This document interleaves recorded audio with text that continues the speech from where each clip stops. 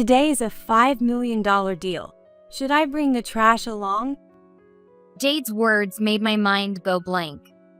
I could hear her laughing gleefully on the other end of the phone. Then the call ended, and the phone was turned off, making it impossible to reach her. She had planned this from the beginning. But there's something Jade doesn't know. The CEO of the client company is my brother. I put myself on the standby list for the next flight and called my brother. Up until now, I had endured her petty harassment. But I can't take it anymore. It's time for Jade to face reality. My name is Mary Walters, 26 years old. I work in the sales department of a trading company. Thanks to my cheerful personality, good people skills, and extensive product knowledge, my sales proposals are well received, and my sales performance is always at the top. I've even been recognized within the company and am often called the ace of the sales department. But of course, it wasn't smooth sailing from the beginning. I joined the company right after high school, and at that time, I made many mistakes. Inadequate product knowledge has sometimes led to upsetting customers and failing in negotiations. Looking back, I was someone who hated studying and tried to get contracts with just smooth talk. The reason I joined the workforce right after high school was that I didn't want to study anymore. As a child, I was always compared to my brilliant brother. No matter how much I studied, I could never match his grades. Whenever my parents praised him, I felt like they were indirectly criticizing my performance. I went to school, had tutors, and even attended cram school, leaving no time to play, just studying every day. Even so, when I took the SAT for college, I scored lower than 600. On the other hand, my brother had scored nearly 1,600. And he ended up going to a university with higher standards. No matter how hard I tried, I couldn't surpass my brother. I couldn't meet my parents' expectations. Realizing that no matter how hard I worked, I couldn't reach their standards, I began to hate studying. I didn't want to study anymore. I didn't want to feel any more miserable. In my determination, I decided to forego college and enter the workforce straight out of high school. At the time, I thought that if I distanced myself from school, I wouldn't have to study anymore. But in reality, joining society meant constant studying. At first, I hated it so much. But one day, I happened to suggest a product that was more suited to a customer's needs than what they were planning to buy, and it changed my life. Seeing the customer smile and say he was glad to have listened to my advice brought me unprecedented joy. By studying, I could help someone. There were people who would smile because of me. That fact made me realize for the first time the joy of learning. After that, I began to study product knowledge more than anyone else. The result of that hard work is my current sales performance. However, having good results can also attract unwanted jealousy. Recently, I've caught the eye of a troublesome person. Her name is Jade Jolie. She's also 26 and joined our company 6 months ago. She used to work in the sales department of a competing company, where she was apparently the top performer. When she first joined, I was assigned to be her trainer. Nice to meet you, I'm Mary Walters. I'll be in charge of your training, Jade. Feel free to ask me anything. Really? You're my trainer? You seem kind of unreliable. Are you sure this is okay? Jade said, looking clearly dissatisfied. She seemed very confident in her abilities, almost mocking me as she looked at my face. Thinking back, I realized I had disliked Jade from this very first encounter. But work is work. Since I was assigned to train her, I had to do it properly. So I thought I was teaching her everything carefully. Seriously? Including a thank you note with the shipment? Mary, are you really using such an inefficient method? Unbelievable. This product is more popular than that one, so it's better. You should know that just by thinking logically. She kept making these kinds of condescending comments. Sure, adding a thank you note takes extra effort, and some people might just throw it away without reading it. But there are also people who appreciate it, and no one feels bad about receiving a thank you note. So, I believe it's worth the effort to express gratitude for choosing our product and buying from me. As for the products, it's more important to consider what the customer wants than what's popular. For example, if a customer wants fruit rich in vitamin C, suggesting a sugary sweet just because it's popular is unlikely to lead to a sale. At worst, it might even anger the customer. Even if it doesn't go that far, suggesting acerola products, which have much more vitamin C than lemons, might be more satisfying than just recommending lemons because they are commonly associated with vitamin C. Engaging with customers to understand their needs and adjusting my recommendations based on their reactions is my style. Popular items are well received by many, but they might not be the best for the customer in front of me. Keeping that in mind when dealing with customers is my approach. Sure, it might be inefficient, but I didn't think it was so bad that it deserved to be laughed at from a superior position. Even if I believed I wasn't wrong, being laughed at and criticized for everything I taught was still hurtful.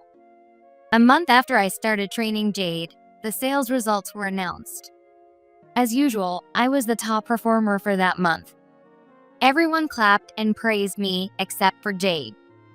She glared at me with jealousy and bit her lip in frustration. From that day on, Jade's behavior towards me worsened. When I tried to teach her product knowledge, she'd mock me, saying, "You're such a nerd for remembering all that detail." She even started spreading rumors that I was using my looks to get sales. Fortunately, no one believed her, but the clear malice was shocking. Had I done something to make her hate me? But Jade's training period was only a month. After that, she would be on her own and wouldn't bother me anymore. At least, that's what I thought, but I soon realized I was wrong. Her harassment didn't stop after the training period.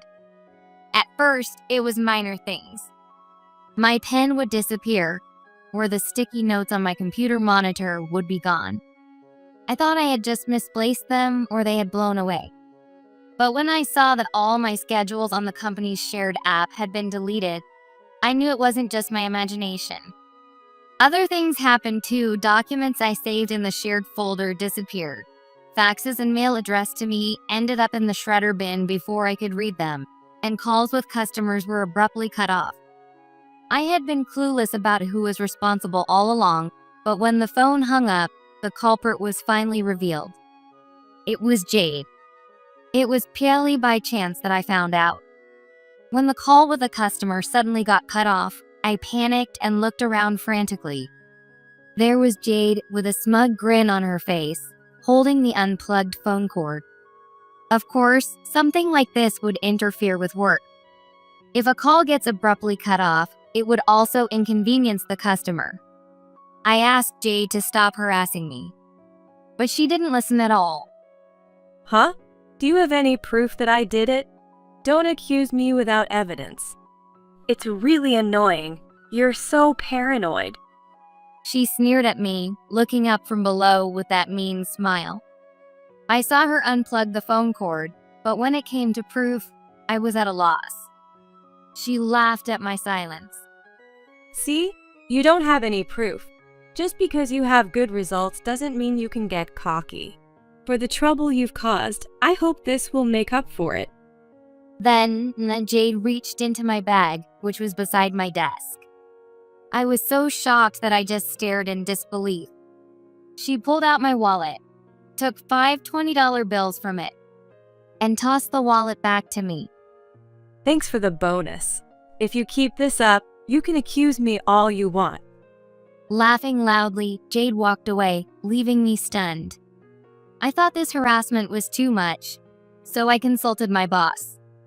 But without proof, my boss said it was hard to take action. Even if there was proof, if there's no malicious intent, it would be considered just a mistake. So he couldn't reprimand her too harshly. Still, my boss did caution Jade, though it seemed it wasn't very strict. As a result, Jade resented me even more. From then on, she harassed me almost daily. No matter how many times I registered my schedule, it would be deleted, and documents I created would disappear from the shared folder. Redoing schedules and recreating documents took extra time, slowing down my work. To catch up, I had to work more overtime. Since Jade started, my overtime hours had more than doubled. To avoid issues with phone calls, I told customers to email for non-urgent matters and to call my cell for urgent or important issues, citing problems with the office phone line. It was inconvenient for customers used to calling the office line, but better than having calls cut off mid-conversation. For mail and faxes that ended up in the shredder bin, I had to check the bin several times a day. It was a waste of time, but losing a customer's trust by not receiving something they sent would take far more time to fix. Building trust is hard, but losing it takes just a moment. Jade didn't seem to understand that. I've endured Jade's harassment for the past 5 months. But finally, something decisive happened. It was just a few days ago. I was chosen as the main contact for a major corporation that inquired about our products. This company is one of the leading medical device manufacturers in the country, with a top market share in the industry. If we secured a contract, it would be worth millions. Not only will I achieve this quarter's sales target, but it's also certain I'll be on the promotion track. Since it's such a big account, I'll have support as well. I was planning to choose a colleague I get along with, but Jade volunteered. Her extreme enthusiasm and self-promotion convinced my boss to assign her as my support. I didn't think I could work well with Jade, but it's work. I thought we'd both act professionally and manage to cooperate, at least on the surface. However, she didn't provide any support. Instead, she sent materials for her preferred products to the client without my permission. A close colleague discreetly informed me, so luckily it didn't become a significant issue. I quickly called the contact person, casually mentioning that I had sent some materials for products they might be interested in. I briefly explained the differences between the product Jade sent and the one they inquired about, and in the process, I identified the client's needs.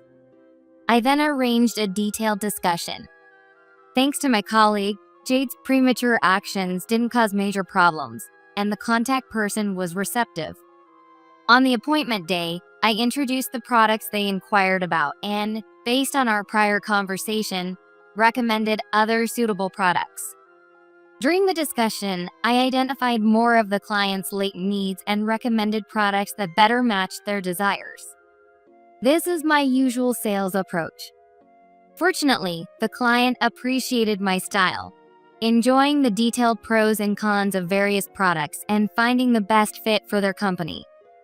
We narrowed it down to 3 final candidates, left samples, and agreed they'd consult with higher-ups.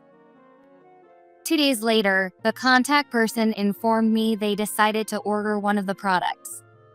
After discussing quantities and terms, I prepared a quote and sent it to them. The quote amount was $5 million.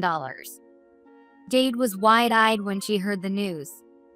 Wow, that's a huge deal. I guess they went with the product I sent the materials for, right? Let me see the quote. She smirked and snatched away the estimate I had created, her smile freezing as she read it. That's only natural. The chosen product wasn't the one she had sent materials for. In fact, it wasn't even among the final 3 candidates. The product she promoted didn't quite meet the client's needs. It was like asking for a red vegetable and getting an orange bell pepper. Close, but not what they wanted. She sent them the materials about that kind of product. Looks like it didn't quite match their needs this time. Jade, could you book our flights? We're scheduled for a direct meeting with the client in 2 weeks. Let's go together. When I suggested that, Jade immediately broke into a grin. I thought she had finally calmed down and felt relieved. On the day of the meeting, I was left stranded at the airport. The meeting was scheduled for 1 p.m., and it was a 3-hour trip each way, so I planned to meet Jade directly at the airport without going to the office. The meeting time was an hour before the flight's departure. But when the agreed time came, Jade didn't show up. I was supposed to get my ticket from her before boarding. 10 minutes passed, then 15. I tried calling her several times, but Jade didn't answer. I started to worry if something had happened to her. As concerned as I was about Jade, I was also worried about missing the flight. I headed to the counter, explained the situation, and asked if I could still board. That's when I discovered a shocking fact. My ticket hadn't been reserved. Only Jade's was. With a pale face, I called Jade again. After several rings, she picked up. Sorry, I was busy with the boarding process and couldn't answer. Jade said this nonchalantly. I confronted her immediately. Jade, they said there's no reservation under my name for this flight. What's going on? In my panic and anger, I couldn't help but raise my voice. But Jade just laughed, clearly enjoying herself. Today is a $5 million deal. Should I bring the trash along? Her words made my mind go blank. I could hear her gleeful laughter on the other end of the line. Then the call ended, and she turned off her phone, making it impossible to reach her. She had planned this from the start. But there's something Jade doesn't know. The CEO of the client company is my brother. I put myself on the standby list for the next flight and called my brother, Kyle. I had tolerated Jade's petty harassment until now, but I couldn't take it anymore. It's time for Jade to face reality. Both the next flight and the one after that were fully booked, leaving me stranded at the airport. Then, finally, it was 1 p.m., the time of the meeting. Not even 15 minutes had passed when my phone rang. The caller ID displayed Jade. The call came much sooner than I had expected. Suppressing my laughter, I answered the phone. Hello.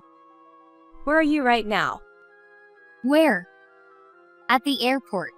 You should know exactly where I am, Jade. You didn't reserve my ticket.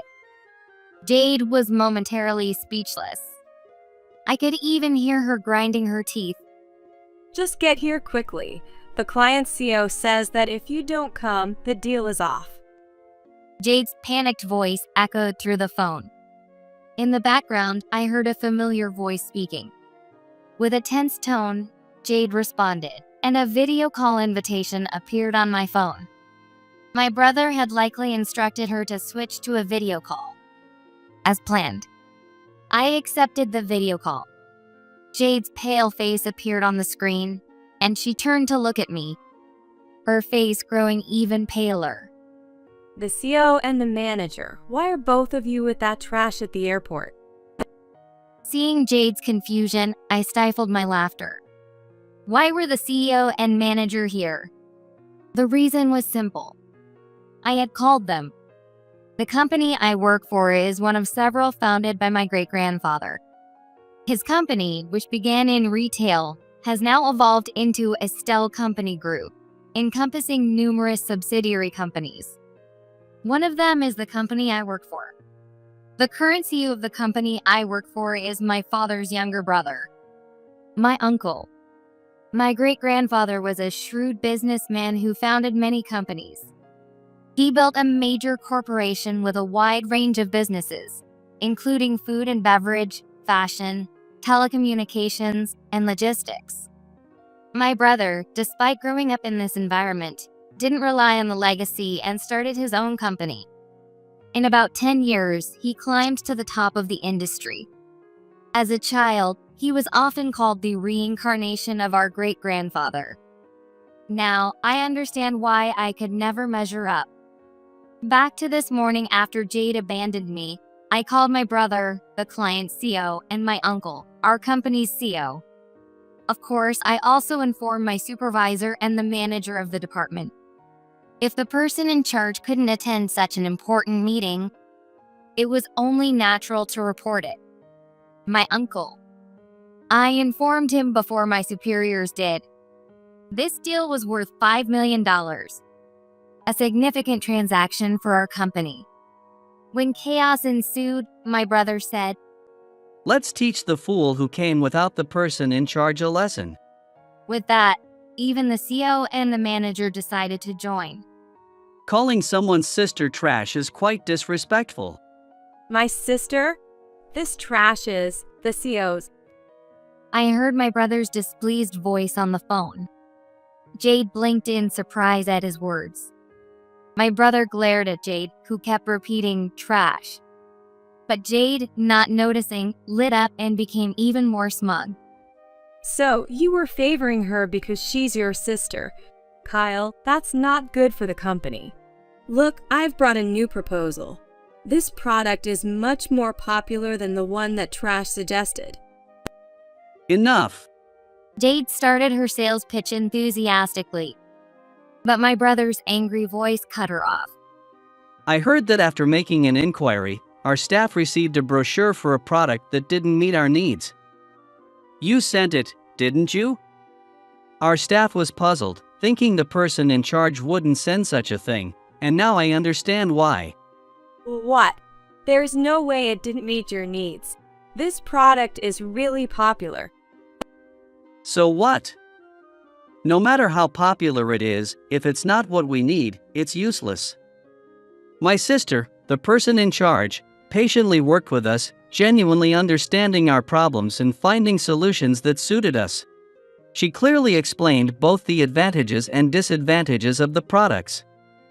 We decided to do business with your company because we believed we could have an honest relationship with her.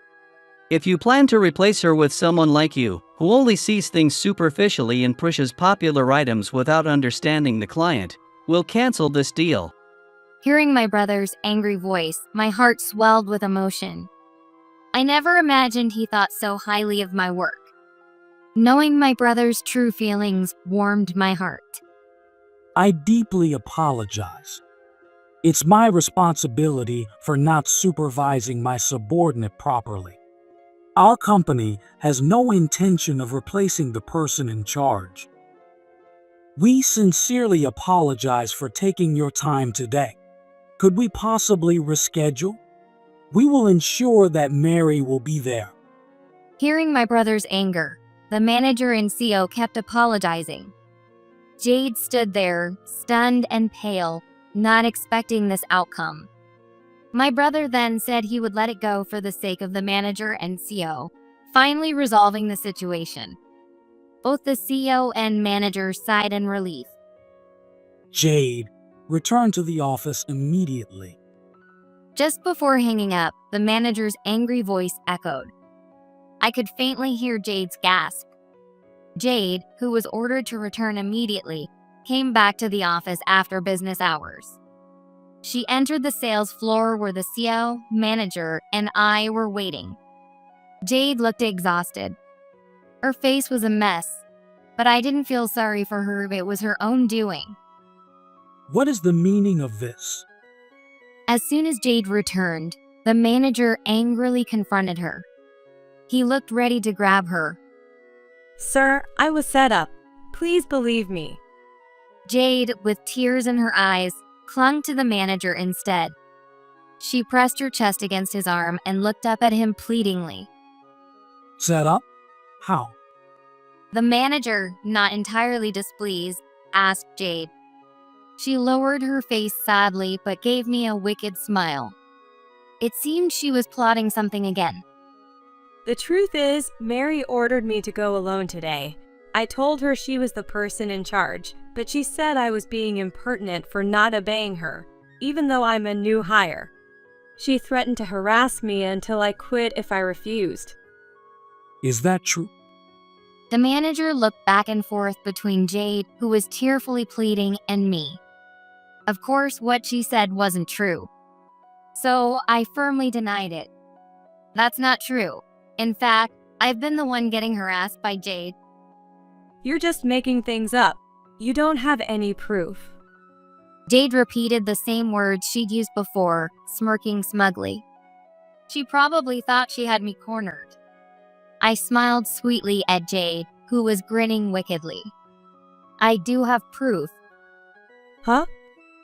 Jade's voice sounded foolish as she reacted to my words. Ignoring her, I pulled out my phone from my pocket. I opened the latest audio file.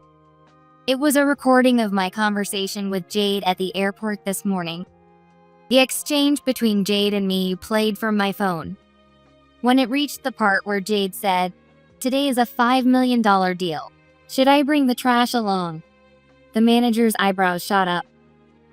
So, it was you, Jade. You're the cause. I never said that. It's fabricated. Oh, really? Then is this also fabricated? I continue playing more audio files, each one containing rude remarks Jade had made to me.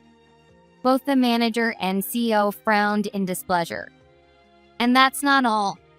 Jade, you've deleted documents I saved in the shared folder, erased schedules I registered in the department app, and done various other harassments, haven't you? I didn't. Stop lying. You don't have any proof. Show me if you do. Jade kept demanding proof, unaware that she was tightening her own noose. Don't you know, our company's computers require connecting to the internal network to access shared folders and apps. Of course I know that. I'm not stupid like you. Well, that's to track who accessed what, when, and where. So, if we check, it'll be clear that you deleted my documents and schedules. What? No one told me that.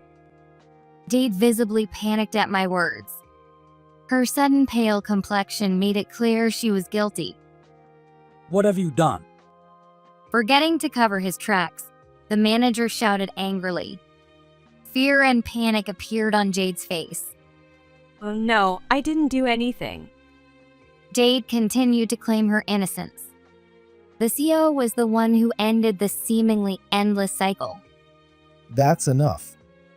We will conduct a thorough internal investigation on this matter.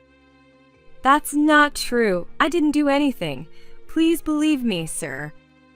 If you did nothing wrong, then you have nothing to worry about. In fact, this should prove your innocence. Jade fell silent at the CEO's words.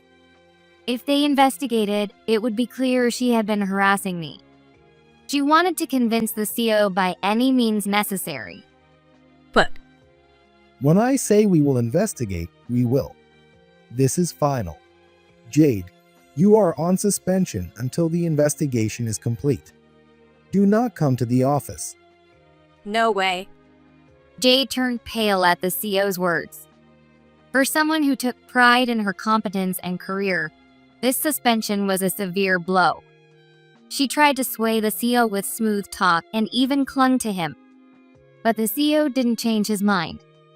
The next day, despite being ordered to stay home, Jade showed up at the office. However, the supervisor, having been informed by the manager, ordered her to go back home.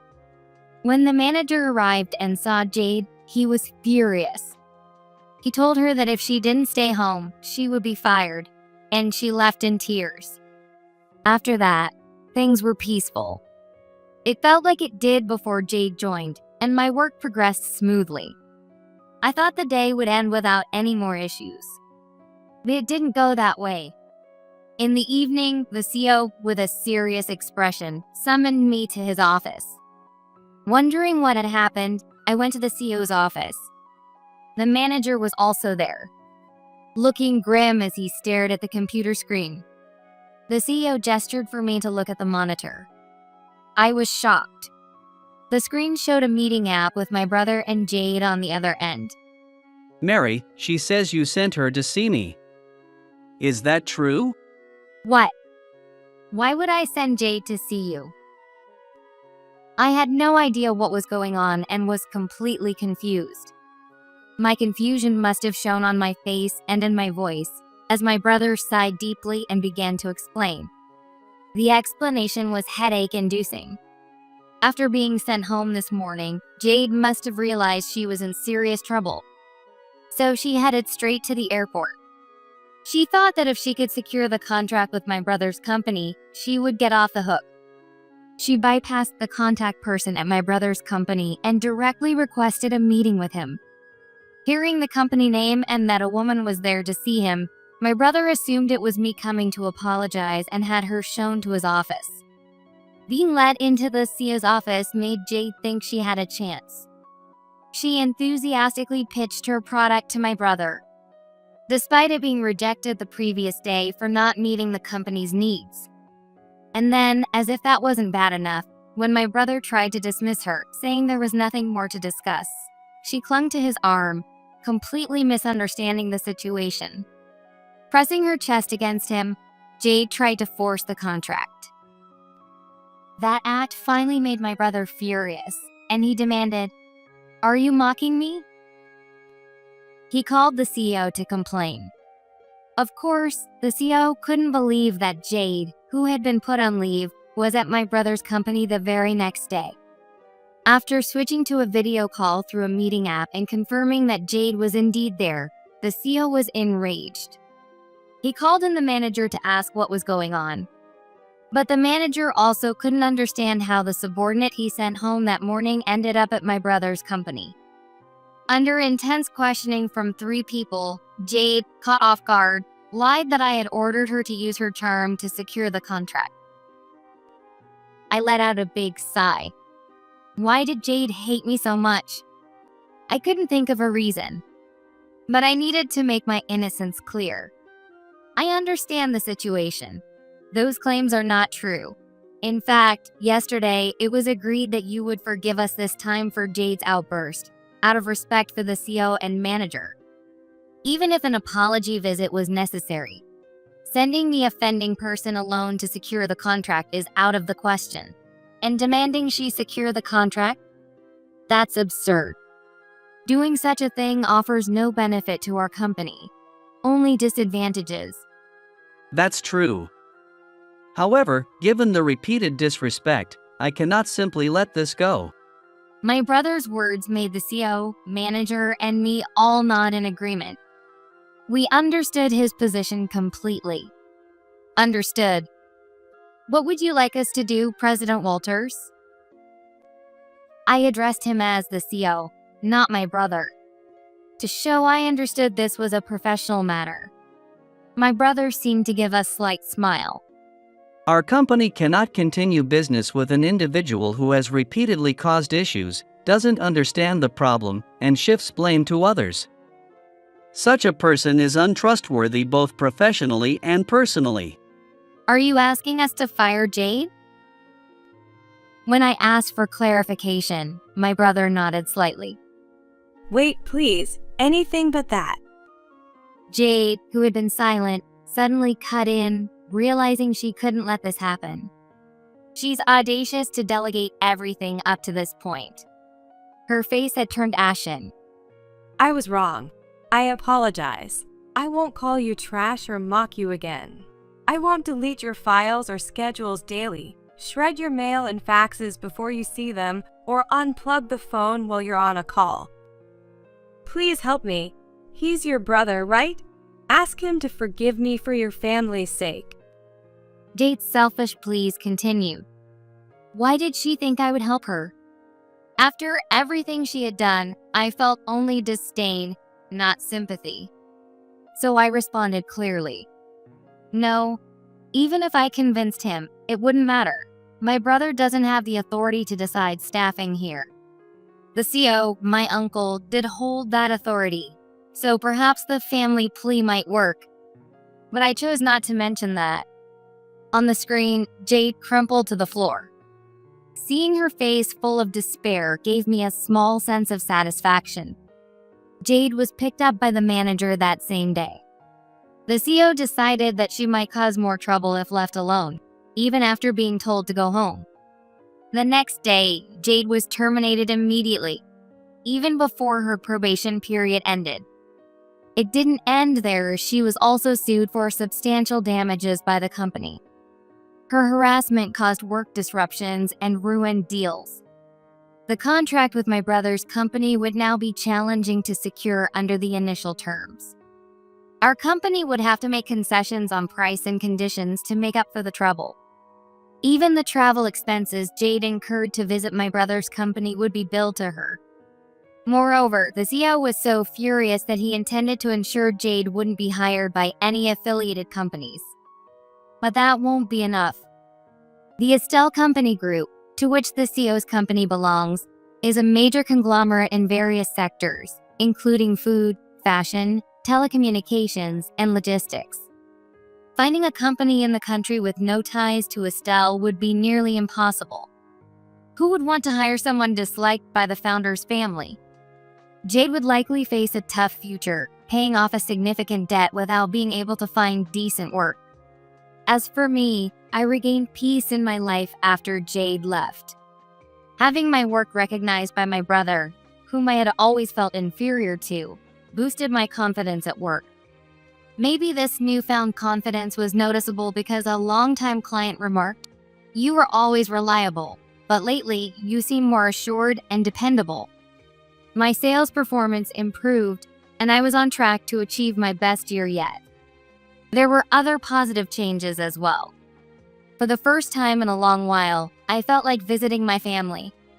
I had avoided going home since starting my job due to my feelings of inadequacy compared to my brother. But this Thanksgiving Day, I felt like it might be nice to spend time with my parents and brother. Recent cases have made me feel that way. Would my family be pleased with my progress? Though my pace was slower than my brother's, I was still moving forward. With a mix of excitement and anxiety, I looked forward to the approaching Thanksgiving Day holiday.